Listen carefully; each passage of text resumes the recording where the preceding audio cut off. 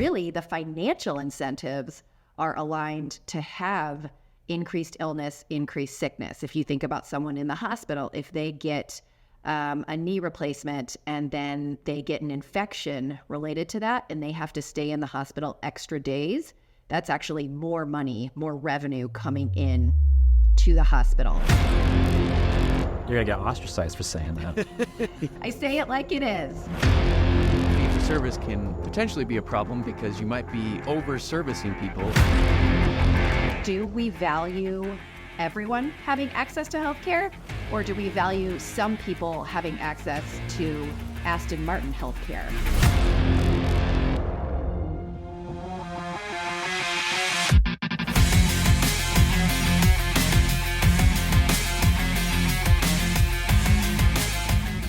So welcome back to the Health Elevated podcast. We just had a wonderful conversation with Dr. Kathleen McKee about Parkinson's and that area of research.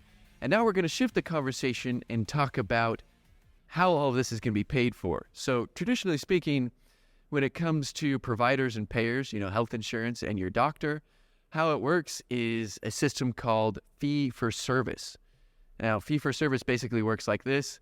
A doctor will perform some kind of service, whether that be a lipid panel, a mammogram, you name it, and then the insurance will negotiate a way to pay for that service. So the provider bills the insurance and they pay for it.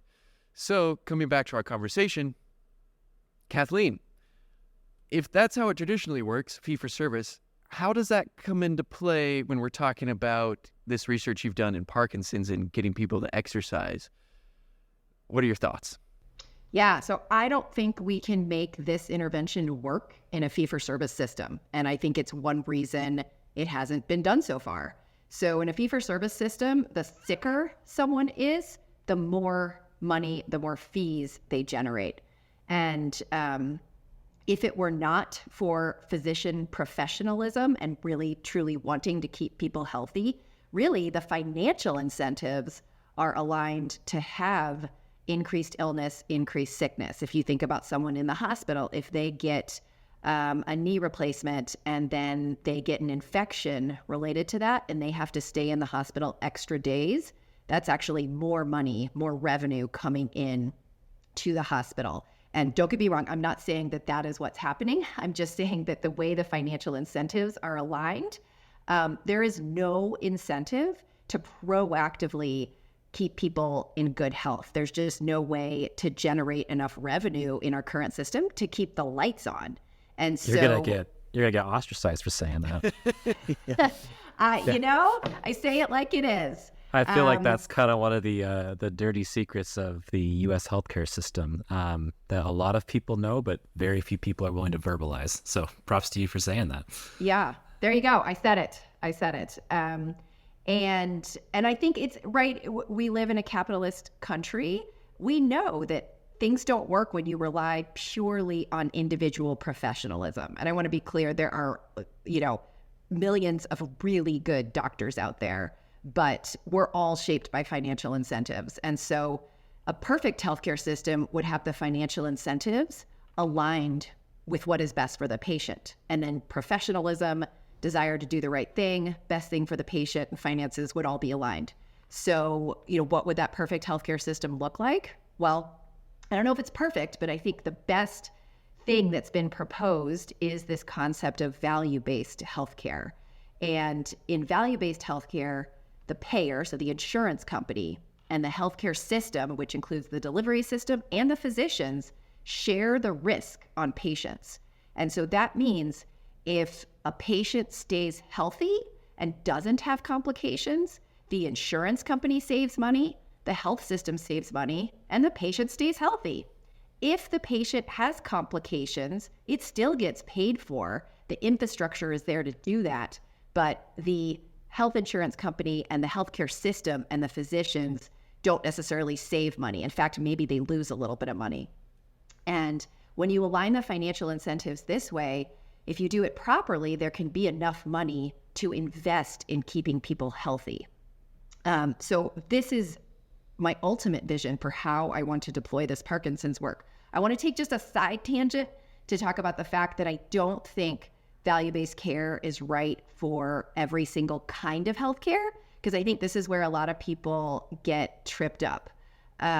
So I think there is a large scope of healthcare that would actually do really well on a fee-for-service model, and where we could let the capitalist forces shape the care and provide a better patient experience. So things like a urinary tract infection, a dermatologic mole removal, something that is very circumscribed and transactional, where convenience is prioritized. I would love to be able to go to an urgent care, have a clear billing plan. Okay, you think you're having some urinary symptoms. Here's how much it'll cost for us to analyze your pee in a cup. Here's how much it'll cost for you to see a nurse practitioner. Here's how much your antibiotics will cost. And for the convenience of that, I would be willing to pay out of pocket for that. Now, granted that, that's an assumption that you have money to pay out of pocket. So I think equity speaking, we need to think about a sliding scale for that. But that is something that might work really well on a fee-for-service system. At the opposite end of that is trauma and emergency care. If I'm in a car accident and I'm bleeding out on the side of I-15, I'm not going to go shopping on my phone to find the place with the best experience. I'm going to get picked up by an ambulance, which is a public service, and take it to the nearest emergency room. And so that needs to be paid for completely differently. That cannot function on a capitalist economy. And that's where we need our hospitals to stay open and to have enough revenue to provide those services. And then in between those two spectrums, there are, lots of different ways to pay for care. And I think what makes the most sense for patients with Parkinson's and for other chronic longitudinal conditions is to have a value-based system. And so I want to kind of just put a pin in that there's lots of different ways to pay for care. I'm talking narrowly about chronic longitudinal conditions. I think value-based care is right for those. Rylan, do you want me to talk a little more about exactly how I do this with Parkinson's patients? Yeah, I think a concrete example in Parkinson's would be great to touch on. So yeah, let's hear it. Yeah, so ultimately, our hope would be that we could understand the chronic journey of a patient with Parkinson's from pre-diagnosis to death. That is a 40-plus year journey. We would understand the clinical needs of the patient along that journey, and we would be able to understand how much healthcare they will need, what their utilization will be, and what their cost will be. And with that data, we could partner, the physicians in the healthcare system, could partner with a payer like Select Health and come together to design an insurance plan that would support keeping people healthy earlier, because we know down the road it would prevent them from having complications. Now, ultimately, what I'd love to do is move into a full risk arrangement where we, the clinical Parkinson's team, and the hospital would enter into an agreement with the payer where we take full risk on the patient, meaning not just their Parkinson's care, all of their health care. And we would be responsible for their total cost of care. And I think this aligns incentives perfectly, because right now, a patient with Parkinson's might come into our office and say, I think I'm having a urinary tract infection, to stick on that example. And we might say, okay, go see your primary care physician. To be clear, we don't actually do that in our clinic. I think we provide very comprehensive care, but that is what you'll find at most subspecialist clinics. If a patient brings up a problem with an organ system outside of that clinic, they have to go get a whole nother appointment. The doctors don't talk to each other. When you take on full risk and you're responsible for that patient's entire cost of care, you start to coordinate and integrate care in a way that not only saves money, but is the right thing to do for the patient. And so my pipe dream, and I hope it's not just a pipe dream, would be to find a way where we could have a full risk arrangement on these people. I think that the intermediate steps between here and there are probably something more along the lines of bundled payments, where perhaps we could negotiate with an insurance company to pay for a proactive Parkinson's package that would cover exercise and care integration and would demonstrate return down the road. Now, bundled payments typically are used in discrete episodes of care, like a knee replacement and the 90 days before and the 90 days after. What's problematic in these chronic conditions is that it's hard to chunk them into discrete episodes. And so I won't pretend to have figured out how exactly we would do that. Would we chunk by year? Would we do it a different way? Does it not make sense to try bundle? Maybe we go straight to full risk. And that's where I love talking to you all and to Select Health about how we could do that. So a quick question. So the way you originally describe things, you kind of put things in terms of, what you're envisioning is this, longitudinal care within kind of a specific disease category. And it's easy to kind of think of how that would scale to incorporate, other, longitudinal disease trajectories. So, like you can have, diabetes, Parkinson's disease, maybe something else. And so that can all be managed accordingly. But then you also describe this natural tension that exists between longitudinal care and critical care services. So within that, with what you've described for overall, take for a system, or rather a hospital or a group of clinicians taking on the care and taking the risk of the patient management, how would that work with critical care services and longitudinal care services? Would that all just be managed through the same case management system, or how would you envision that? Yeah, that's a great question. I think for a group of physicians and a healthcare system to take full risk on patients, we would be incentivized to try to minimize the need for acute care, but we would need to plan for times when it's inevitable. So right now, patients with Parkinson's often end up in the emergency room with constipation. Like, that is a total misuse of the emergency room. And in a system where you lose money if your patients are going to seek acute care services, you would be more incentivized to have a Parkinson's nurse who is calling those patients, 3 times a week. Like, have you had a bowel movement? Have you had a bowel movement? Oh, nope. Okay, let's increase the regimen. You would prevent that emergency room admission.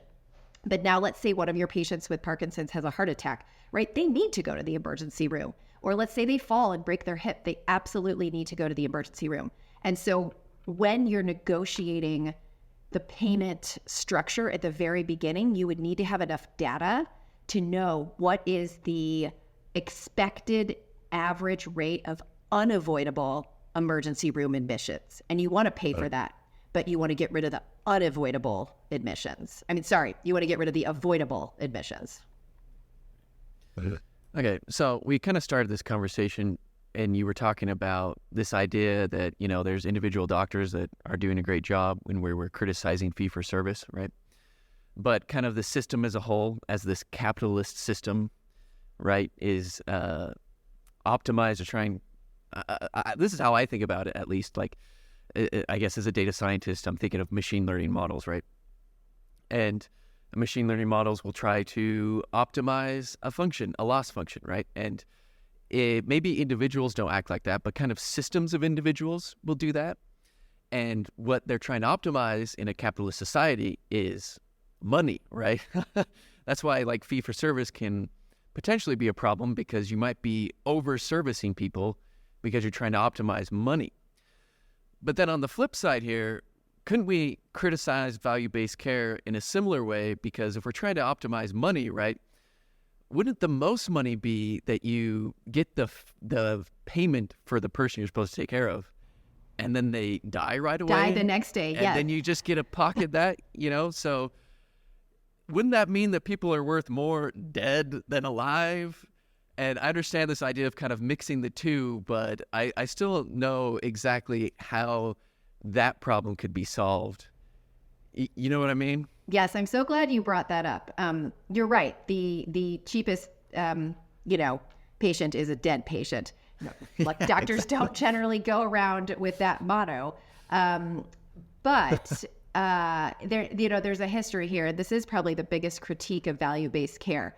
So back in the 90s was sort of the era of health management organizations, and this was capitated payment. So the insurance company pays, let's just say $1,000 per year for David's health insurance. There's no quality checks. So the incentive is very clearly to restrict care. If the insurance company is going to pay $1,000 to the delivery system wants to keep as much of that as possible. And so they want to keep David from using the system. And so they can say, oh, you can only go to this place, or you have to have a prior auth for this, and try to prevent utilization.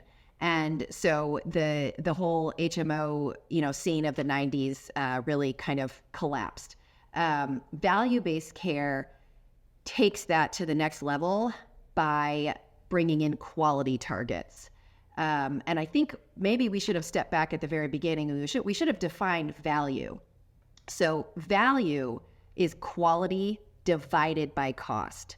And so when you're providing value-based care, you don't just look at cost. You don't look at cost earned or money saved. You actually look at quality targets. And so when health systems and physicians and insurance companies enter into these value-based arrangements, there's not only an agreement about how much money will be transferred between the two entities, but also what quality targets are hit.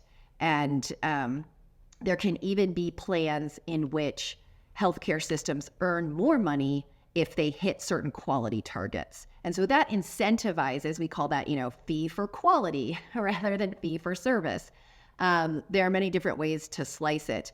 One of the biggest problems is that it can be difficult to measure quality in healthcare. Most of the work in value-based care to date has been done in the primary care space, and the quality targets are things like hemoglobin A1C, which is a marker of diabetes or risk of diabetes. And so an insurance plan would say, okay, we'll pay you more if you can demonstrate that you keep people's hemoglobin A1Cs below 5.7. So that, systolic blood pressure, cholesterol, those have emerged as quality targets.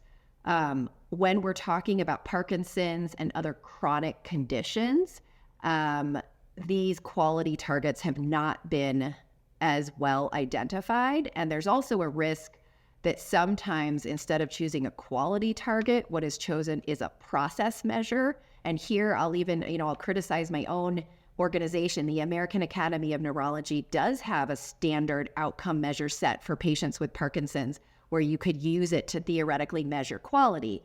One of the questions on there is, has the patient been asked about whether they've fallen? And so if the doctor or nurse has asked the patient about falls, you check a box and you've hit that quality target. At the end of the day, I don't really care if the patient's been asked about falling.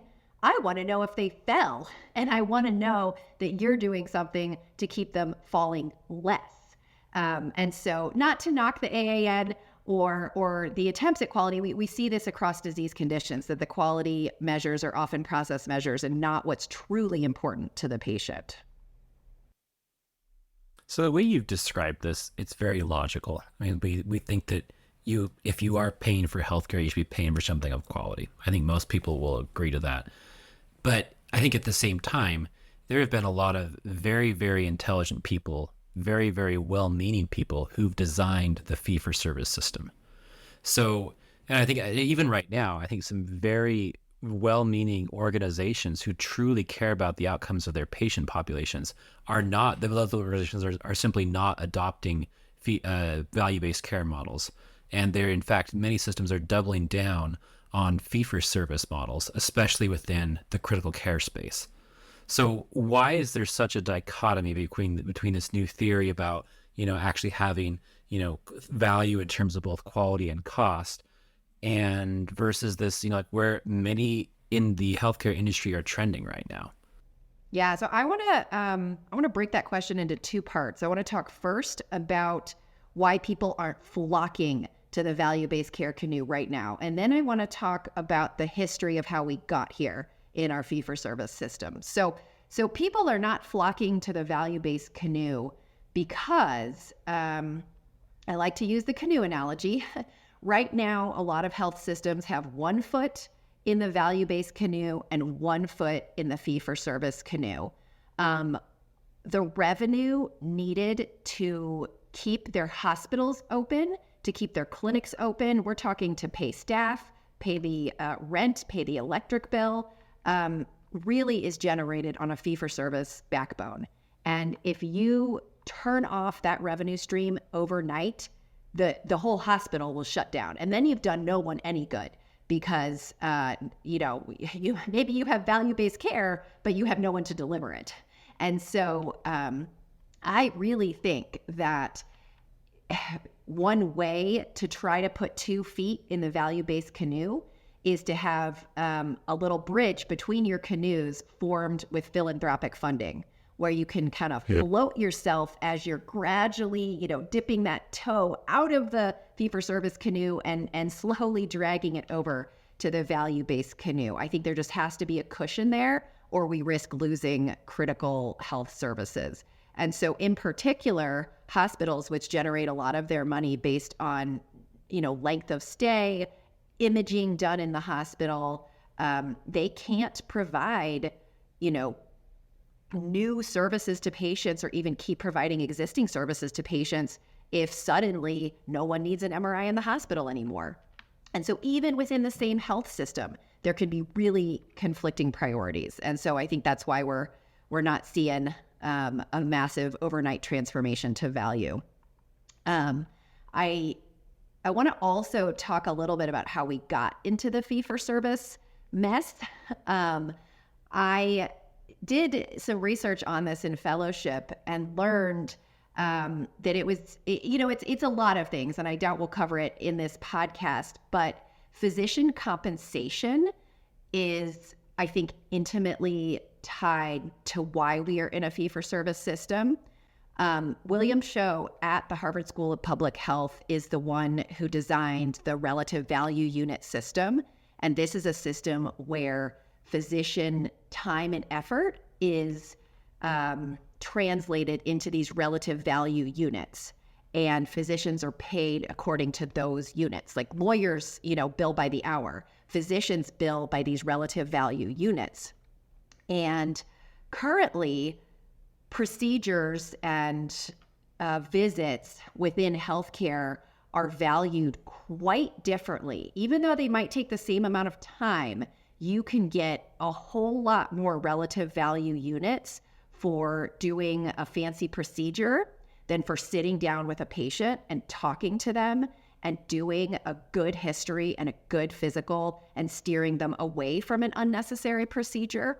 And so the incentives are misaligned at a very deep level. And as I looked further into it, I started wondering, well, who decided how much one thing in medicine is worth versus another? And there is a committee called the RUC. I'm forgetting off the top of my head what the RUC stands for, but it's a committee of physicians that decides what the relative value units are for each each procedure in medicine. And it is no accident that the highest earning medical specialties have great representation on that RUC, and they have powerful lobbying interests.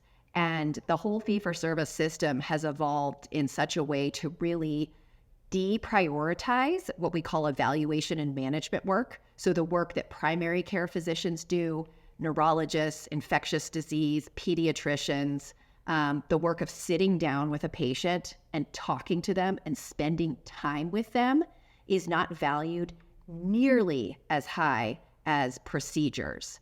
And so I think that I think we do say that people have good intent.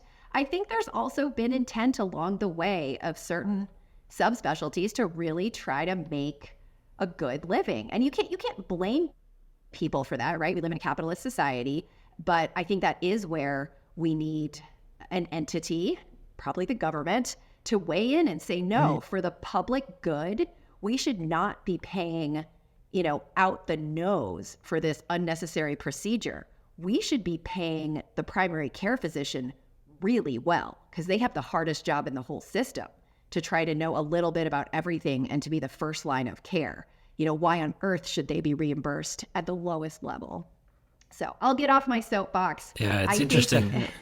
That is fascinating. In a previous role, I spent quite a bit of time battling the RVU system, not trying to challenge it, but trying to deal with it and implement it. And it's a headache. I think that there is something needs to be changed there. I just wanted to mention something really quick around. I know we're long on time here, but It's interesting to compare the U.S. healthcare system to that of our economic peers, and we pay approximately double what our peers do, but our peers are better in some outcomes, not in all outcomes, and it's interesting to see what outcomes. When it comes to population management, our economic peers are so much better than we are, and because of that, their overall healthcare costs are lower. However, there needs to be a balance because our economic peers don't do very well with critical care services. If you get cancer, you don't want to be in Germany. You want to be in the United States. If you get in a car accident and you need trauma services, you do not want to be in England. You want to be in the United States. But if you want to prevent cancer, if you want to prevent neurological disease, then you want to be in European countries. So it's interesting. We've kind of gone in two different ways, like within kind of the Western medicine. The United States really doubles down on the fee-for-service critical care service model, whereas our economic peers don't. And I personally have followed the value-based care for several years now. I have not a vested interest, but a very deep personal interest in seeing it be a success. And I'd like to see a bridging between those two worlds, where we can maintain the critical care service efficacy while also incorporating a lot of these advantages for longitudinal disease modification as well as preventative control. Yeah, I love that vision, and I think the critical services have to be a public good, right? It has to be something that we as a society get together and agree that it's important to us, and therefore we're going to fund those services in this way. And then I think we need a whole different payment system for our chronic longitudinal diseases. And then we need a whole different payment system for stuff that really should be fee for service. And I think this is why nobody's figured it out. There isn't one right way to pay for healthcare. There's actually probably 4 or 5 different ways. And what we need is to really delineate the kinds of care and to pay for them in different ways. That's, I think, our best shot at being able to have our cake and eat it too. And to be as good as those European countries in population health, but also to excel at the heroic medicine, right? I heard Brett James, give a lecture saying we practice amazing heroic medicine in the U.S. We don't practice the less sexy, let's keep people healthy. If little Timmy falls down to the well, in the United States, we'll operationalize a special service, like special operations in the military. We'll operationalize everybody to get little Timmy out of the well, and it's a huge bill. Whereas in Europe, they'll just put a lid over the well, so little Timmy never falls down. No, it's interesting. I think it's worth to divest and say we're going to have separate models for funding these two things, because we do not want to lose what we're good at, but we also want to gain what we're not good at. I think it's important to separate the two. And they probably should be on a separate funding system, because one comes at the expense of the other if you combine them. There are really hard choices to be made. And I think that we live in a dream world if we think we really can have our cake and eat it too. There is a finite amount of money. And do we value everyone having access to healthcare, or do we value some people having access to Aston Martin healthcare? Right now, when people in the U.S. recoil at the idea of rationing care, what they fail to realize is that we already ration care. We ration it based on ability to pay. And so there will always be a finite amount of resources. And I think that's something we need to grapple with and think about as we hopefully redesign our healthcare system for the better.